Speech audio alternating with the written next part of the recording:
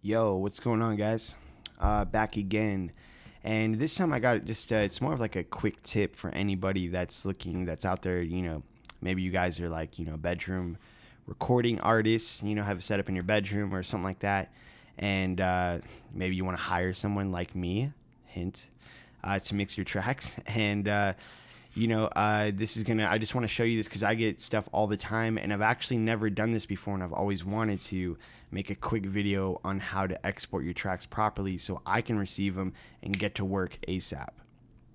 All right, this is very helpful for any engineer, and it just makes sense. And it's here's the thing: if you want your stuff turned around quicker and you want it to be less, anytime you could create less problems and less stresses on anybody else that's working, on a project of yours or anything or working for you, period.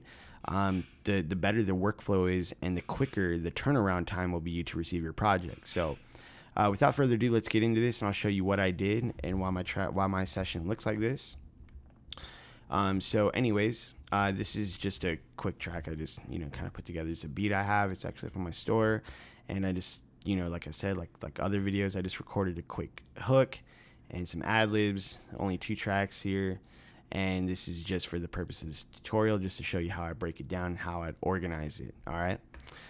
So what we have up top here is the beat, the instrumental. Obviously, this is what we'd import into any DAW of how you import your beat to start recording. This is what you would do. You'd throw it in there.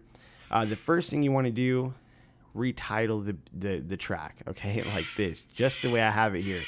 I have it titled Instrumental 117 BPM. If you hear that in the background, I'm sorry, that's my bird. Give me 1 second. Okay, I'm sorry about that. She gets a little wild sometimes. Anyways, so like I was saying before, just retitle this. It's really simple. Try to include, make sure you include the BPM. If you don't know what the BPM is to the beat, which it should be the first thing you do before you even start recording any vocals here. What you can do in Logic, they make it pretty easy. They got a nice BPM counter, which really is easy. If you have the beat track selected, you just go to Audio Effects. Under metering, you'll see BPM counter. And if you play it, I'll just solo the beat.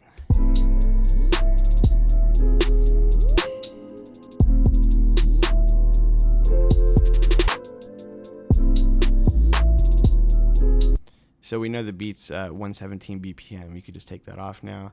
Then you would just adjust this and set your track to 117 BPM, okay? Before you start recording, it's very important because if you want to shift vocals around, it's very easy to do because you can just snap it to the grid, etc. Yada, yada. I'll make a whole nother video on that, how I prepare for a recording session. Anyways, so we titled the beat just like this. Now, when we start recording, you're laying down your vocals. You're going to do the same thing to every track. Do not forget this. And make it very clean and easy to read. So main vocal, hook, parentheses, whatever. Something very clear. Ad-libs, parentheses, hook. Okay, so we know that that's ad-libs for the hook. If you had a rap verse here and you had, ad-libs there, you want to title it main vocal, parentheses, first verse, close parentheses. Same thing with the ad-libs or dubs, in and outs, whatever you want to call them. All right, same thing. Just make it very clear and understandable for the engineer so it's not confusing. So when he loads up your file, he exactly knows what the tracks are and where the things, kind of would be placed just in case anything happened, okay? So that's that. In your session, you can have it color-coded just like I have here. And how you do that, just right-click here. If you want to, color the track on the side, just right-click somewhere near the title up here, assign track color. And then you could choose any color you want, like that. And then if you want to color the tracks, you could leave the color picker open. Just select all of them like this and color the track like that, whatever color it was. Anyways, so that's how you do that. I'll just change this back. And that's that. So now what we did is in our session, we have everything color coded. We have all the tracks titled properly. And the next thing we're going to do is, even if you see here how it has, an EQ on it and whatever, it doesn't matter. Let's say you just did that. You were just playing around with it just to see how your vocals would sound, etc. Maybe trying to practice. You're still not getting it, which is the reason why you hired a mix engineer to do your stuff in the first place, compressor, etc. even some sends with some, effects, reverbs, whatnot. Cool. It doesn't matter. Also, what we're going to do is, it might not work for the exporting stems, but we just kind of want to make sure, if you see my volume knob here on the beat is at negative 7.6 dB, is because what I like to do is I like to keep an eye out on the stereo output here and kind of make sure that there's a lot of headroom for the mix engineer here, like negative 6 dB, something like that. So if you look at the meter here, you'll see what I'm saying. It's 500 cool, gripping on the asphalt. Girl got that turn me on, that's your asphalt. Running up that check, got more money in the cash vault. Man, this life's a trip, fly miles on the passport. So as you can see, we got a pretty good amount of headroom there, which is great, and it's just what we need. So now to export it, what we're going to do is we're going to go to the desktop and create a folder just like I did here, and we're going to title it just like this. Artist name, so your artist name underscore song title underscore and then the BPM of the track. Once you're done with that, you could just take this, you can just click here, Command C to copy the name, because we're going to use that for a set in just a second.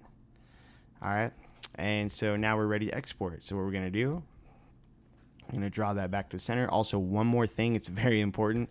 You can either set your loop region here to the end of your track, or you can just do what I did and just set the end of the song marker, the end marker here at the end of your track. Same thing. So it's only going to bounce what's inside of this marker here, and that's it. All right. So a quick way to do it in Logic is we just go to File, Bounce, we're going to go to File, Export, and we're going to do all tracks as audio files. All right. So next what we're going to do is we're going to click Desktop. We're going to find that folder that we did. I already saved it, but I'm just showing you what I'm going to do. Artist folder, click that. So this will be empty when you're doing it. Then what we're going to do is we're going to make sure the save format is in wave. We're going to make sure the bit depth is 24-bit. Then what we're going to do is we're going to make sure this is probably going to be unchecked. Check this, because what we want to do is we want to get everything raw. We don't want any of your effects. I know I don't, because I'm going to do my own stuff. So we just want to make sure it's raw. So just bypass effect plugins, okay? Also, we're not going to include any volume or pan automation, because that is the engineer's job to do that. So just leave that open or unticked. And then what we're going to do is we're going to leave it to, I find it fine to do overload protection. All that's going to do is just anytime if there was any peaking, it's just going to bring that down a little bit, and that's that. Otherwise, it's not going to touch it. So just leave that alone. Click save. It'll take just a second, depending on how long your session is. Then when you're done, you will get a folder that looks like this. Really, really clean. And everything is labeled. Nice. That's what we want to see. So just try to remember that, guys. Label all your tracks, because this is why it's important, so I could see everything that's going on. Also, what might help too is I just created a sample text document right here. This could be for an engineer. Hey, I like Tory Lanez. It's supposed to be a Z, but it corrected me. Anyways, hey, I like Tory Lanez vocal sound. You could add more stuff, yada, yada. Maybe includes a couple of YouTube links or SoundCloud links to some of his songs. Like, hey, I really like the sound in his vocals, so on and so forth. Anything that helps. And you could throw that in the folder as well. Once you're done, you're going to right click and choose compress the folder here. So you're just going to choose the artist, the title here, compress the folder. On a PC, it'll be somewhere near the bottom, and it'll say send to, and then when you hover over it, it'll give you the option, and it'll say something like to compress a zip file or something like that. That's what you're going to select. Anyways, when you're done, it'll create a zip folder like this on your desktop. Then the last step, we're just going to pull up WeTransfer here, and all you're going to do is you'll get it just like this. You just go to WeTransfer.com. I love this, man, because, whoops, didn't mean to do that. But I love WeTransfer because it's very simple. You don't have to mess with Dropbox. You don't got to pay for nothing. You can send up to 2 gigabytes at a time, which is awesome. Another thing, if you have Gmail like myself, it takes up a lot of, it takes up a lot of gigabyte space and more attachments you drop in your emails. So, if you don't clean it out so often like I don't, it'll get backed up. But this is the easiest way to do it. So anyways, just going to put my email, which is actually here, get@jkana.net. and that's where you send it to, or whoever you're sending the mix to, you're going to send it there, and you're going to put your own email here. You don't have to attach a message, and then just click. First of all, you're just going to find the zip file like that on your desktop, zip file. Click open, right? Then you, whatever the email, at gmail.com.